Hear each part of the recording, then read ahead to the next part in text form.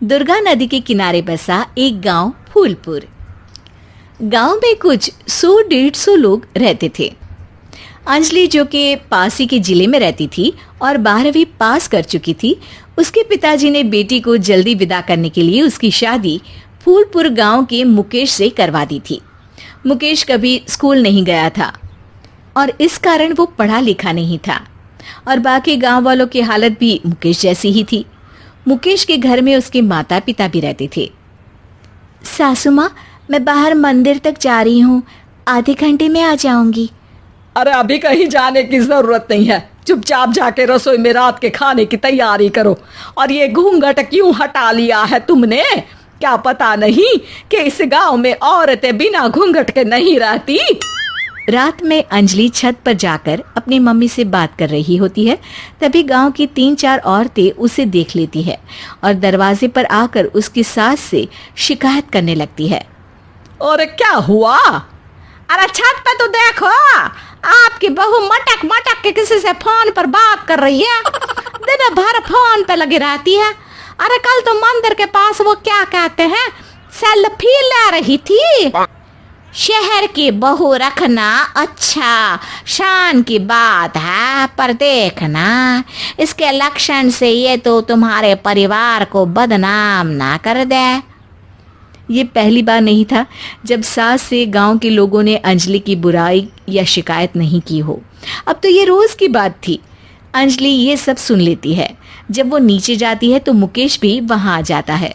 सास कहती है, बेटा, लोग घर आकर शिकायत करने लगे हैं बहू के कामों की, देख लो। पति हो, संयम से रखो इसे। माँ जी, मैं तो अपनी माँ से बात कर रही थी, क्योंकि यहाँ कोई बात करने लायक ही नहीं है और अब मैं माँ के पास ही रहूंगी। वहाँ क्या रहना, वहाँ बाहर के लोग तो ठीक है, पर घर के लोग भी इज्जत ना दे सके। अरे नहीं नहीं अंजलि, ऐसा नहीं है, धीरे धीरे सब ठीक हो जाएगा, तुम फिक्र ना करो। अरे बस कुछ बोलना ही नहीं है, सर पे चढ़ा रखा है बहू को। सास मुकेश की नरम बात सुन के वहां से मुंह चढ़ाकर चली जाती है। मैं तो कहती हूँ हम दोनों शहर चले जाते हैं। मैं पढ़ी लिखी हूँ, मुझे वहाँ नौकरी भी मिल जाएगी और थोड़े दिनों में आप भी वहाँ कुछ काम ढूंढ लेना। अरे नहीं नहीं अंजलि, हम यहाँ ना गांव का खेत, माँ पिताजी को छोड़कर शहर नहीं जा सकते। माँ पिताजी को कैसा लगेगा और गांव वाले क्या सोचेंगे?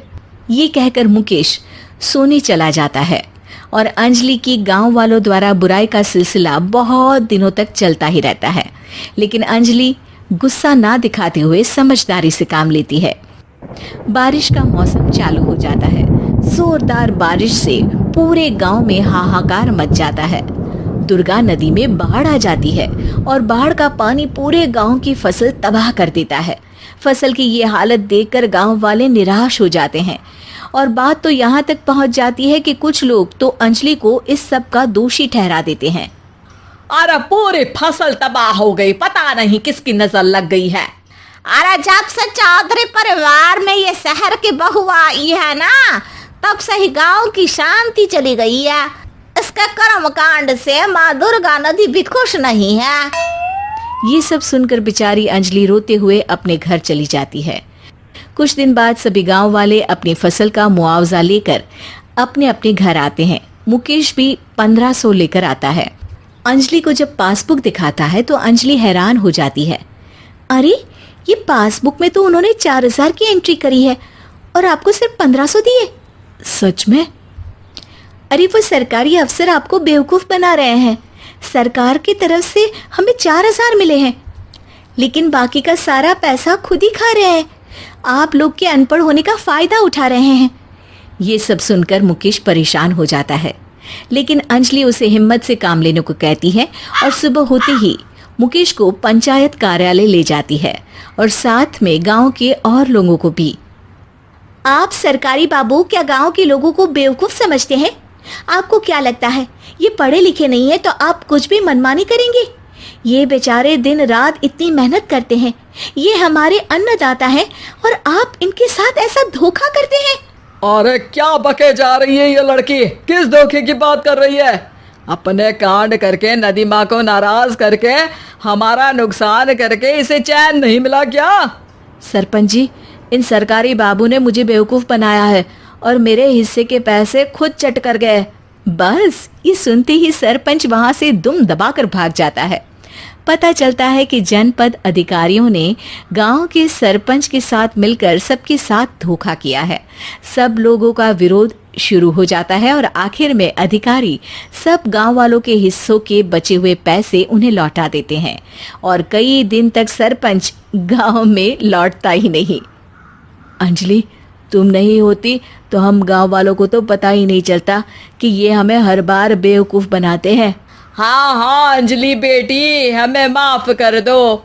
हम सब तुम्हें बुरा भला कहते रहे, लेकिन तुमने ही आज हमें बेवकूफ बनाने से बचाया है। हमें तुम पर गर्व है बेटी।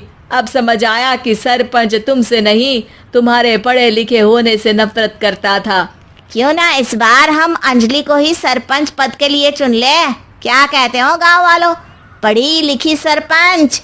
बस पूरा गांव अंजलि के लिए ताली बजाता है और अंजलि की सास उसे खुशी से गले लगा लेती है।